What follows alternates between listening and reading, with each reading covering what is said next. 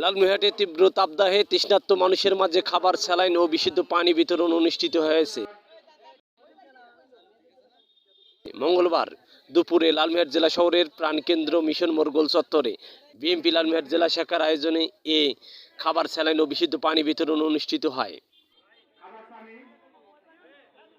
খাবার, স্যালাইন ও বিশুদ্ধ পানি বিতরণ কার্যক্রম শুভ উদ্বোধন করেন বিএনপি জাতীয় নির্বাহী কমিটির রংপুর বিভাগীয় সাংগঠনিক সম্পাদক ও জেলা বিএনপির সভাপতি অধ্যক্ষ আসাদুল হাবিব দুলু।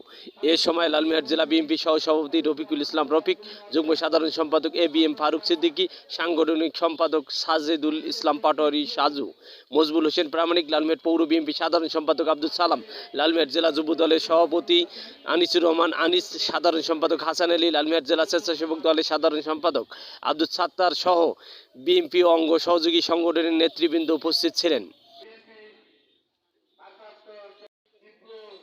সঞ্চালক লালমনিরহাট জেলা বিএনপির প্রচার সম্পাদক আসাদুজ্জামান প্রামাণিক। উল্লেখ্য যে লালমনিরহাটের তৃষ্ণার্ত ২,০০০ মানুষের মাঝে খাবার, স্যালাইন ও বিশুদ্ধ পানি এবং বিস্কুট বিতরণ করা হয়।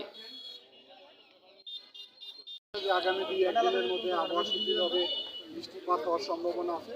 যদি সম্ভাবনা কার্যকরী হয় তাহলে তো আমরা বন্ধ রাখবো। M R Rashed, Lalmonirhat.